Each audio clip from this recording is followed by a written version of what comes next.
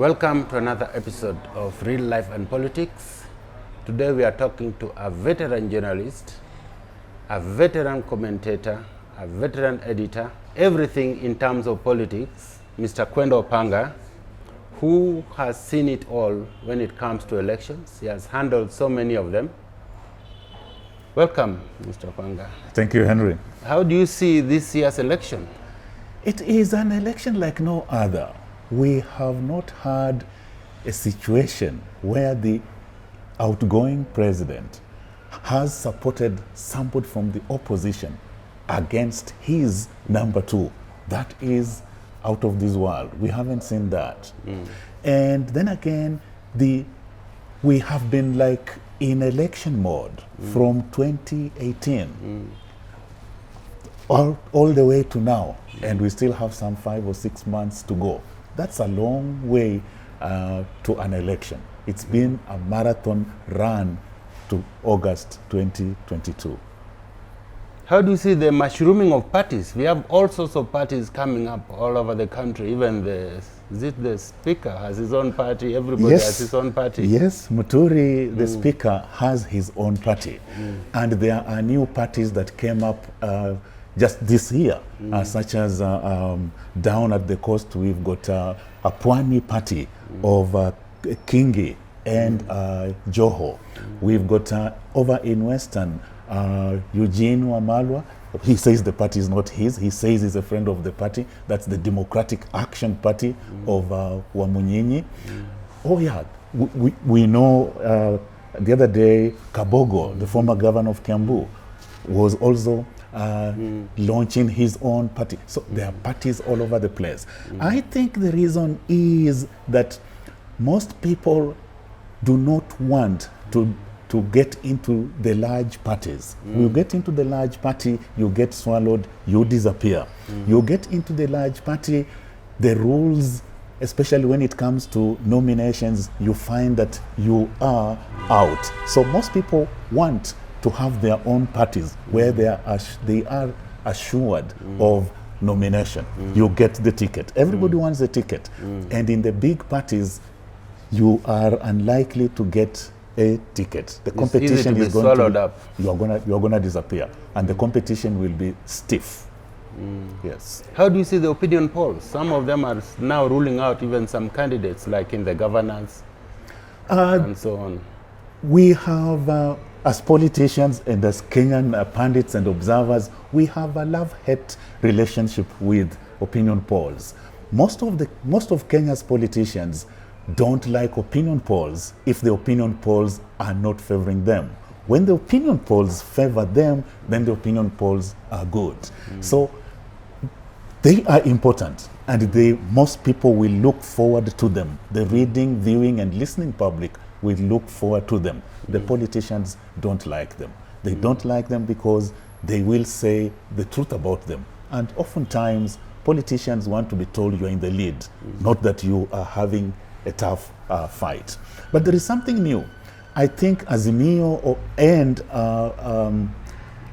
ODM, they want to use opinion pollsters to get candidates. That is, they want to replace primaries with opinion pollsters. That is, they want to disenfranchise the party rank and file, so that the role of the party rank and file picking candidates is given to pollsters. From where I sit, I don't like it. I think the party rank and file should choose the candidates. Let's have elections, internal elections, but our parties, of course, don't like internal elections. Don't you think that will mean that if you use the opinion polls to decide candidates, the party may lose money in terms of the money paid for nomination? Though they are demanding that money, but some people may just shy off because they know that I'll definitely be out. Certainly. If you are going to use pollsters, it means that unless of course you're going to tell the candidates, look, we want to use pollsters, so pay us to pay pollsters. They are going to tell you, go to hell. So parties are likely going to lose out on the money the candidates deposit with the parties so that they qualify to run for the nominations. Yeah. Do you think it defeats democracy if you use pollsters? It is anti-democratic. A political party belongs to the rank and file. A political party belongs to the faithful. It is the faithful who want to elect members of parliament, members of the local assemblies, women reps. So when you say we are going to pollsters, you are taking away the function of the party and giving it to pollsters. It is, in my view, anti-democratic. Yeah. Do you see the locking up of regions? You find that some people say that Western Kenya, we have DAP now, and other regions, some regions, the locking up of regions this time could be even worse because, Let us see how it goes on. But from where I sit, let's take Luhya, the Luhya people, for example. We have Ford Kenya operating there. We have ODM, very strong there. We have Amani National Congress, it is strong there. And now we have DAPK, Democratic Action Party, which has came in December, and it's quite a force already. Indeed, Eugene Wamalwa, who I said styles himself as a friend of the party, was saying that the party is now the fastest growing union in the country. That says something about the party. But you will realize that when Amani National Congress, when Musalia Mudavadi, the party leader, and Wetangula crossed over to team up with the deputy president in UDA and therefore form Kenya Kwanza, ANC lost party members, lost MPs, lost MCAs who defected to DAPK. And Ford Kenya also lost MCAs, lost MPs who defected to DAPK. So DAPK is a force already, but it cannot claim to lock Western Kenya or Luhya for that matter.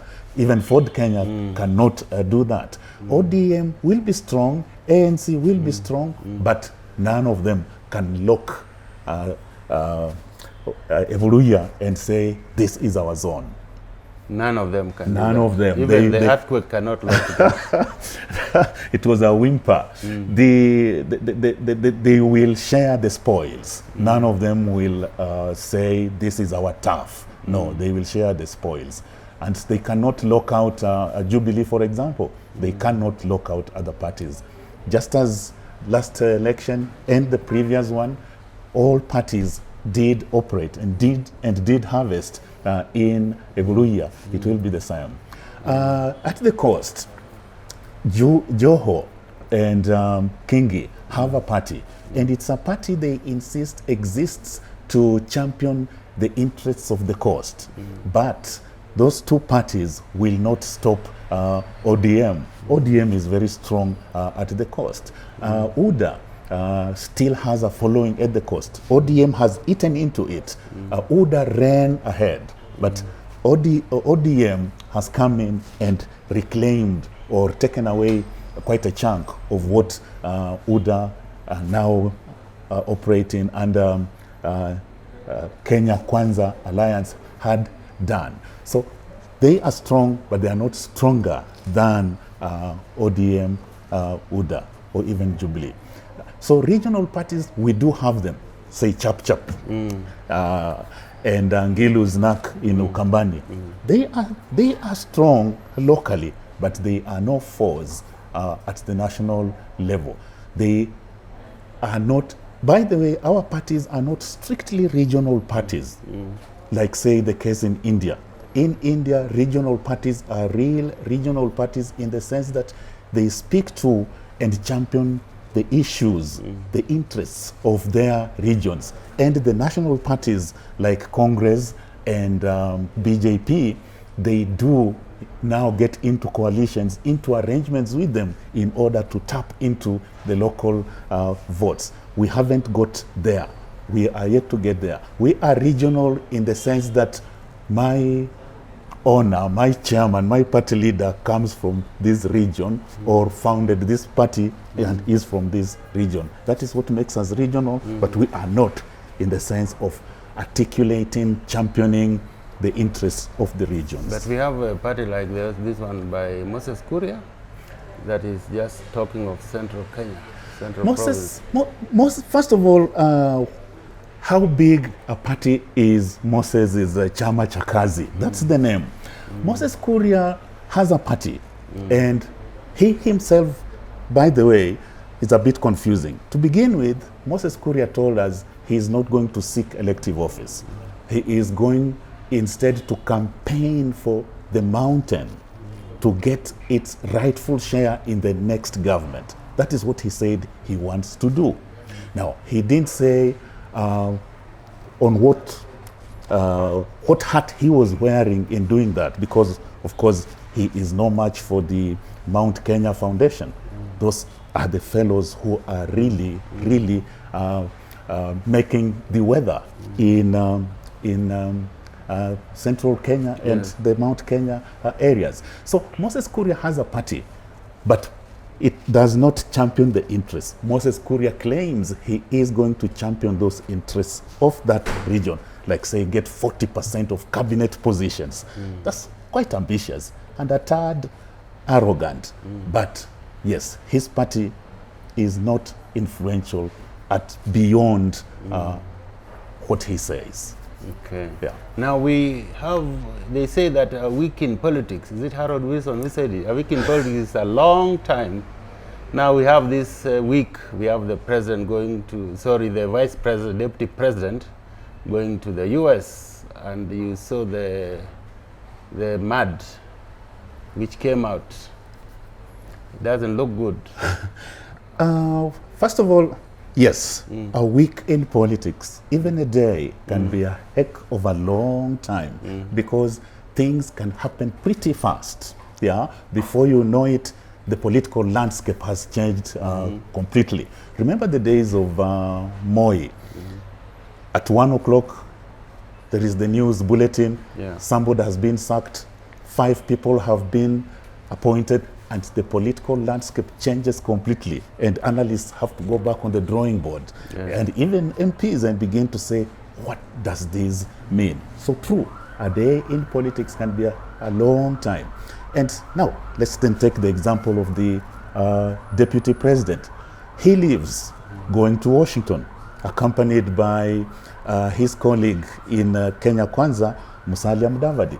No sooner has he landed in Washington than Gachagua goes on a morning TV and says, no, the president's slot, in other words, the presidential ticket of Kenya Kwanza is decided. Presidency, the deputy president. The vice deputy president, somebody from Mount Kenya. And that just completely changed the complexion of Kenya Kwanza. And we saw Mudavadi's party, ANC, the Secretary General, come up and say, wait a minute, that has not been decided. But on air, Gachagua was emphatic. When Wetangula and Mudavadi were coming over, we told them this is over. It's sealed, yes. Yeah, this is sealed. This is done, sealed. You're not going there. Now, that of course caused a fracas in the party. Now look at the deputy president. His house is burning when he's away. And where he is, again, there is a lot of controversy. You've seen on social media, the question is, was he in the White House or was he not? Did his communications people fake the pictures we saw of the deputy president, Ababu Namwamba, apparently or allegedly going into the White House? And then his interview with the VOA, it didn't go quite well. And of course, he did say that the election, there is a plot to rig the election. So when he comes back, he'll be walking in hot water. That's a lot. That's a lot in just a week or under a week. So yes, you're right, Henry. a week in politics is a long time. How do you see the Azimio issue coming up? It's right chaotic. I mean, Kalonzo, would I say chaotic? Because Kalonzo is undecided to join. He says he cannot join UDA or UDA, and he says he may have to join with Moses Kuria and so on. And the convention is set for 12th of March, which is very soon. I think Kalonzo Musyoka has to make up his mind, because Kalonzo Musyoka 2013, 2007, name it. Kalonzo Musyoka is always deemed to be indecisive. And that's why he has the nickname that he does have. Yeah. Now, this time around, he's caused quite, he's made news, but again, not the kind of news his supporters would want him to make. He is, he says he's emphatic. He has nothing to do with Kenya Kwanza. He will not team up with the deputy president. Yes. He's ruled that out. Now, he said he will not go to be Raila's running mate again. He'll be stupid to do it for the third time. Yes. But obviously, when you listen to him, he is angling to go to, he's leaning towards Azimio. His problem, I design, is he does not just want to go to Azimio and disappear in the crowd or be part of the crowd. No, he wants to go to Azimio and be number 2. So how do you get number 2? Attack number 1 and tell number 1, I want to be number 1. That's what he has done. Of course, he's not going to get number 1. Is he going to get number 2? I am not sure. So Kalonzo Musyoka, if you ask me, he should run on OKA for president. Not join Azimio. He will disappear in Azimio. So it's back to 207 for Kalonzo, I think, when he ran on Wiper. Yes, when he ran, when he gave us the popular phrase, nitapitia katikati. Yes. This time there is no katikati, he'll just have to tough it out. This time there is no katikati, but you never know, the katikati can come out. It is possible again, anything can happen. You don't close all the doors, no. You don't close all the doors to all ideas. Leave the door open to any idea. So the battle this time is between Ruto and Raila Odinga. The battle is two-way. It is between Kenya Kwanza and Azimio. It is between Raila Odinga and William Samoei Ruto. That is the top. If we were talking in footballing terms, we'll be talking of the top of the table clash. That's the one. Do you think it can get any help from someone like Gideon Moi? Who? Kalonzo? No, Raila in the Rift Valley. It is possible. If OKA stays the way it is, then again you'll be hoping that yes, they can get help us get some votes, help us keep away our enemies. You do all sorts of calculations. But from where I sit, if OKA goes Azimio way, yes, that will go a great way, a long way in increasing, boosting Raila's chances of clinching the presidency at the 5th time of asking. But don't you think the way it's going could be the OKA could split? I mean, it has already, Ruto, sorry, what's his name? Mudavadi left already, and Wetangula. Yeah, so those two did leave. OKA then splitting further. It is possible that they could split further, but the way they are now, yes, there is the possibility that they could split.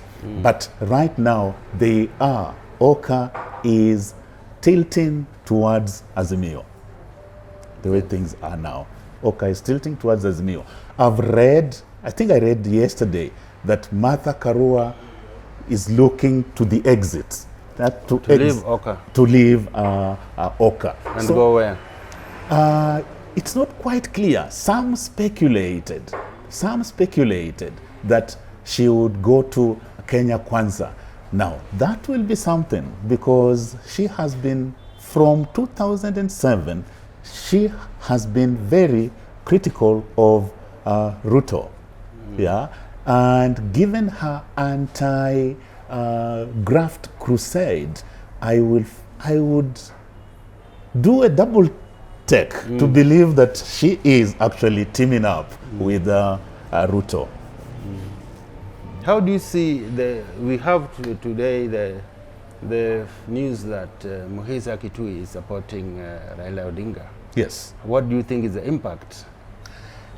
The impact of Muhisa Kitui supporting Baba will not be in terms of numbers. He doesn't have the numbers, but he brings to the table intellectual capital. He brings to the table capacity to strategize. He brings to the table global networking. That is what is important for in regard to Muhisa Kitui teaming up with Baba. It will not be how many Abaluya he's bringing. No, it will be what he is. Or how many Bukusu? Yeah, no, it is the intellectual capital, the intelligence, the networking, the international connections that he has. You see, look at UDA or Kenya Kwanza, and look at Azimio. When you look at Kenya Kwanza, you don't have people of the stature of, say, the governors. Yes. Yeah, and there are like 30 of them supporting Azimio. Yes. You don't see that kind of clout in Kenya Kwanza, in UDA. No.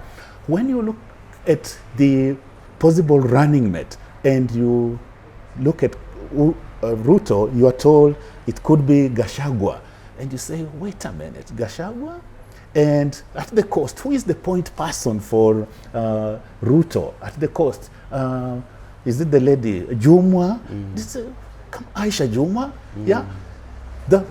The kind of stature, the kind, somebody who walks into a room and you begin to feel, hey, they haven't said anything, but you begin to feel there is a presence. Yes. That is the kind of personnel you have in Azimio. Now, that is missing this other side. So, Muhisa Kitui is joining a group that is already teeming with talent, but he is a special chap. Yeah.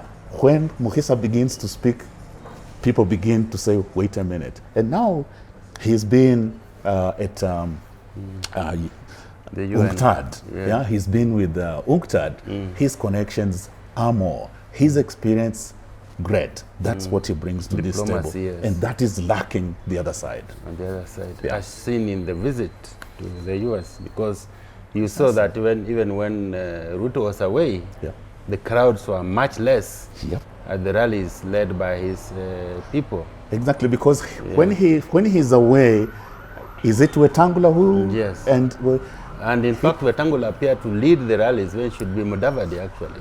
Yes. Yeah. So there is a mismatch between, by the way, there is a mismatch, in my view, between Azimio as a political constellation, as a force gearing to go into elections, vis-a-vis Kenya Kwanza. Kenya Kwanza, for me, I think there is a mismatch. Yeah. Now, just to conclude, let's assume we are at July. What scenario would you paint? We are in July. Yes. First of all, it will not be very easy right now, because remember, there are the party nominations to come. And the party nominations, which is why they are going to have a huge impact on how we go forward towards the elections. Because there are people who are going to lose the primaries and they'll bolt to go elsewhere. There are people who will say, no, so and so has been imposed on us. So this primaries will, how they are held. Even remember the pollster thing we talked about. All these factors are going to impact the parties themselves, the party leaderships themselves, the reputations of the parties, and do those parties stay intact as we go into Kura, or do they splinter? We are going to see alliances shift and shift again. So, having said that, it becomes a bit tough to see July. But if all goes well or all doesn't go well, still July will be there. And at that time, we will be saying it is either in the bag or it's not. We will be saying, if we are talking about the rigging, we will be saying, if you rig out Ruto, then pay Raila. If you rig out Ruto, pay Raila. Because Raila has been complaining, he's always been rigged out. Yeah, try and balance out these things. But when we come to July, somebody between Ruto and Kenya Kwanza Alliance and Raila and Azimio, one of them will have their foot in the door. Kenyans will have, Kenyans will have decided. At that time, Kenyans will have decided. I think the Media Council and who else are organizing the debate for July. Yeah. I think the debate, in my view, or debates will not move the needle. Kenyans will have decided. Media Council, Media Owners. Yeah, yes. Yeah. And the Editors Guild. And the Editors Guild. They are coming up with the debate at that time. I think at that time, Kenyans will have decided. They will be saying, leta hii kazi tumalize. Like I said, we began to campaign in 2018. It's a long time. So somebody will have one foot in the door. Kenyans will have decided. The debate or debates will not move the needle. We will be saying, bring it on. We want to know. We want to finish this maneno. Okay, yes. Thank you very much, Mr. Kwendo Opanga, one of our top columnists. And thank you also to the Nation Circle Launch for hosting us. And I hope we can do it again. That was a very good analysis. Thank you very much. Thank you, Henry. Yes, thank you for inviting me.